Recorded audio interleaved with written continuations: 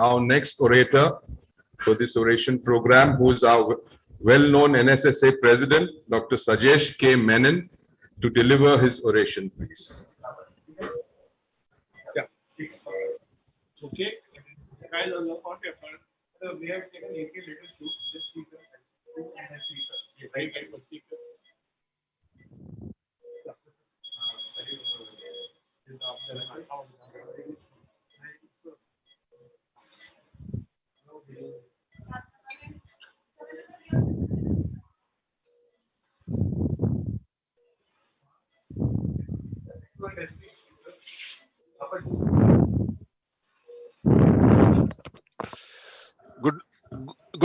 Good evening. Good morning, everybody. I'm Dr. Sajesh Menon. I'm talking about my journey through the spine. It was all started in 1995 when I heard a news of Dr. Garville Alexander Lizaro, and it is the news was saying that how to grow limbs. I thought this was a divine thing. So, and the story goes, the doctor was using the Xenofixer to treat the bone fractures on one of his patients, wrongly turned the screws in the opposite direction, and in his absence. During his next visit, the X-ray session, he noticed a newborn tissue forming within the gap. Basically, the Elisaro method involves the use of tissue-sparing cortical osteotomy, osteoclastic technique. I was fascinated with this technique, so I took up orthopedics. This was my thesis also. It was difficult to get these implants, so it has to come from Chennai. There were nobody to train me. So I went Chennai. Only few surgeons were doing that time, and one Dr. Gopalakrishnan was doing it in Chennai. So I spent some time with him, and then I learned this technique. Came back and did 30 to 35 cases. It was not an easy job because I had to. Uh, this is basically needs distraction, and distraction means you have to distract 1 millimeter per day to make the make it is more effective. You have to distract to divide that 1 millimeter into 4 times a day.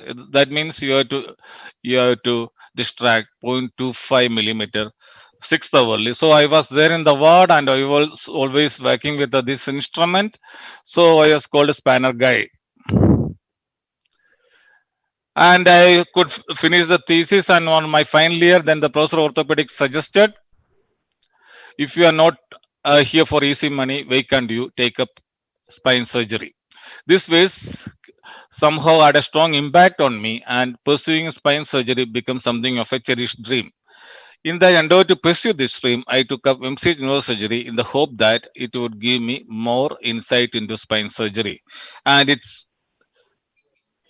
did. And I started doing Haddington surgical cases. That time only Haddington Road was available.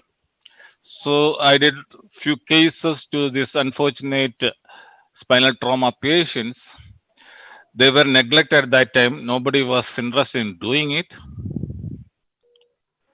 And it had its own complications as well, like a breakage of the screws, breakage of the pedicles, breakage of the rod, and losing the reduction and all sort.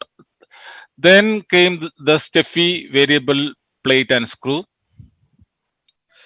This was more convenient to use, yet it had its own problems like breakage, and it is not as versatile as you want in most of the times. Then the Mosmiami screws and rod came in. That was was a big relief. we could do it was more versatile, and we could easily do do many cases with this. And lately there is flurry of implants. All sort of implants are available in different colors and size and shape, so the life is become much easier as far as spinal stabilization is concerned. However, I was not happy because there are two problems continue to bother me. These are the spinal cord injury and pediatric spine stabilization. As you all know that spinal cord injury exerts a profound physical, emotional, and economical toll both on those who are affected and the treating surgeons. You how you will stand in front of the patient and you are so helpless that you cannot do much about making him walk again, and that is something I was not happy. And in 1995, the accident that paralyzed Christopher Reeve brought the spinal cord injury to the forefront of the medical research again, and there were several promising developments, but none of them were effective. They came and gone, and still we are not in a position to do anything about this spinal cord patients. The second problem, as I said, it is pediatric spine stabilization. For the pediatric cases, there is no dedicated implants are available. Quality of the bone is poor because it's a growing skeleton. Uh, the stabilization is can make complications like deformity formation. The fusion issues are there. You cannot fuse with most of them are cancellous bone. You cannot take bone graft, and the fusion bed also may not be good. So you have to improvise on these cases. I did my share on this. So I will share with you my challenging pediatric cases. This is a reducible AED, 3-year-old child with quadriparesis. If- The problem with the reducible AED, this kind of case is that if you fix it with a wires, it you always come through. There is a high chance. So we improvised this technique, took a rib as a graft and tied over it. Most of them were successful, but not all. The another case, chondrodysplasia punctata. Here there is no posterior arch. Posterior arch are congenitally absent. So I had to do with a mini plates and screw. These mini plates are usually available in the OT for the cranial bone flap stabilization, and that was placed over the rib.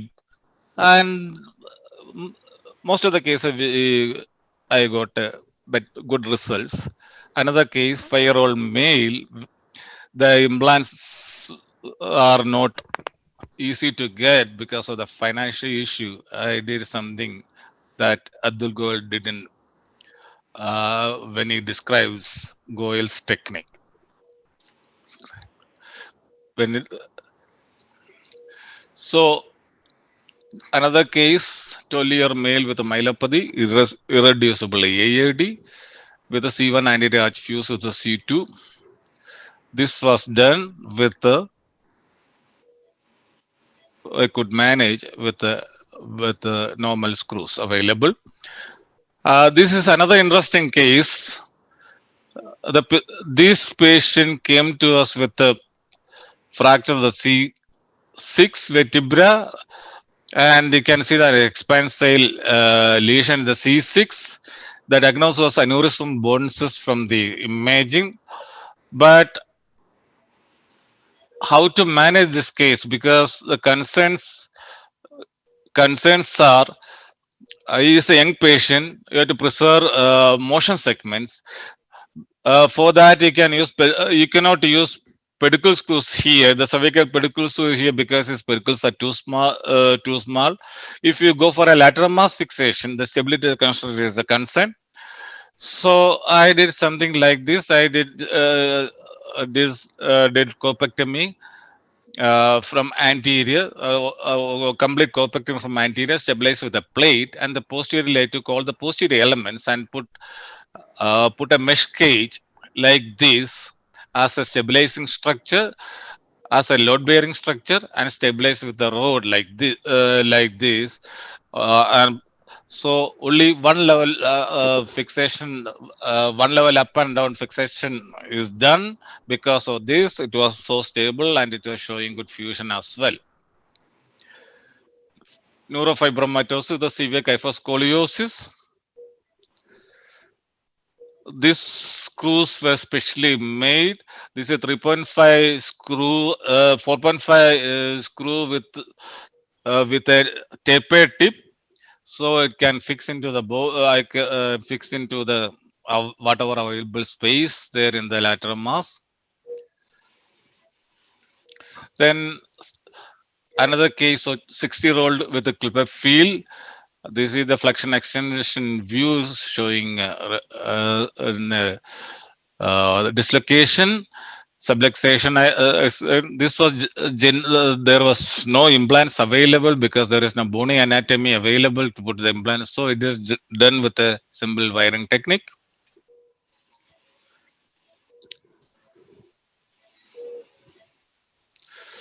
This is a 15-year-old dancer with a 2-level disc prolapse. She had already congenital fusion at many levels, including the dorsal level. So for her, there are only 4 cervical discs are active. Of these, 2 are gone. She wanted to become a dancer. So this is a flexion extension view. So she is 16 years. I did 2-level disc replacement, though it is off-label indication as far as US US approval is concerned about in doing these cases. Then the congenital this is a case of congenital dislocation. This is the CT and MRI showing dislocated vertebra. How do how should be approach this patient? So I put a preoperative traction to get some reduction, then did an anterior corpectomy and stabilized with a reconstruction plate. Then went posteriorly, stabilized with the modified lateral mass screws. Here the tip 3.5 screw on the base, and the tip was as a tapering screw. We tailor made from the vendor, and I could get a good stabilization. This is another case of kyphoscoliosis, the flavum. Here, the posterior vertebrectomy, excision, diastematomally, sectioning lipomatous phylum, and stabilization with again tailor-made screws. Another case, again with the same screws. 6-year-old with the diastematomylia and scoliosis.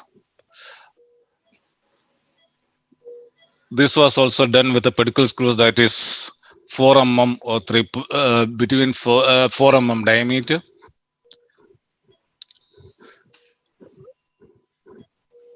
This is again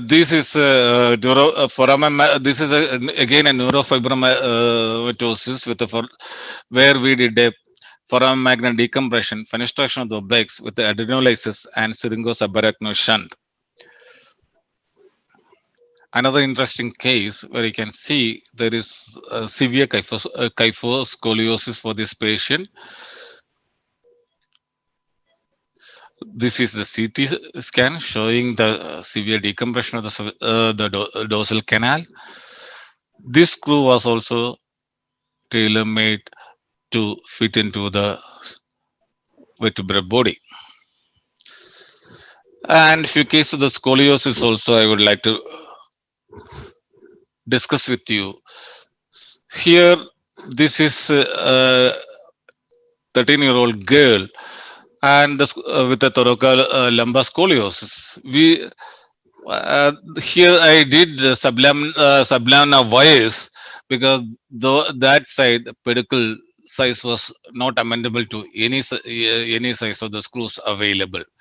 Similarly, I had to use hooks, pedicle hooks, uh, in many patients where they were impossible to put any pedicle screw because of the anatomical peculiarity of the pedicles at the apex where they usually small. The, Sometimes you have to use three rod technique because to get the correction you have to use too much of force. So in pediatric patients, some you will get pedicle breakage during that distraction. So cases like this where you can see the curvature is exceeding more than 100 degrees like this, and if the curves are not very flexible, we have to sort to three rod technique where you put a small road connecting few segments. I try to correct partially, and then go up and down. I place more pedicle screw and stabilize it stabilize it so that force by which you need to correct this curve can come down and you can avoid breakage of the pedicle or screw pull out.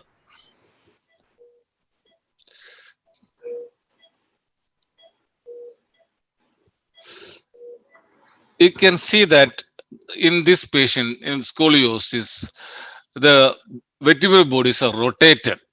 They are rotated to almost 90 degrees. You can see pedicles, they are lying anterior, posterior direction. The pedicles on the other side is actually anterior, and the pedicles on the side we have in this side facing new straight up. Such cases, it is impossible to put any pedicle screw because it is very difficult to approach these pedicles. So we have to go sometimes anterior correction where you can put screws in the lateral aspect of the vertebral body, and you can correct the curvature by cantilever principles. This is another difficult case. Sometimes you have to do the combination of cases where you have to do anterior correction of the one of the major curve, and then I went posteriorly corrected corrected the upper thoracic curve. Here also again, because of the size was not amendable to any screws, I had to use wiring technique. And this is the post-op results of that patient. So my friends, in Hindu mythology, something called named the Kundalini. This is the energy of the body when cultivated and awakened through the tantric practice. It is believed to lead to salvation. So we spinal surgeons here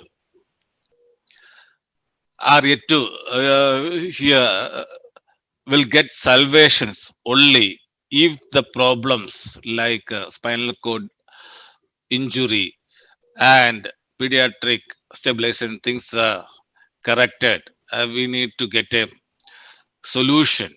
Then only I think this Kundalini principle can make us also elevated us also to the salvation. So I am waiting for that. I hope that in my lifetime that I could achieve, I could see, and I will be able to treat this unfortunate patients to make them walk, to make them go to their work. And I, with that hope, I'm concluding here. And thank you very much, friends. Thank you, Dr. Sajesh Menon, for that wonderful oration. And as usual, you have shown so many difficult cases which you have managed by your terms and by whatever resources you could gather. Also, and that is the main problem in our country, where we have to cater to the poor patients also. And you have shown beautifully how you have tailor-made certain implants and how you have also adjusted not only to the deformity and also corrected that deformity, also looking back at their economic background and also their social well-being. So thank you very much for that inspiring oration, Dr. Sajesh. Thank And we will not be having any questions or any discussions, as it is an oration. So before I close this session of orations,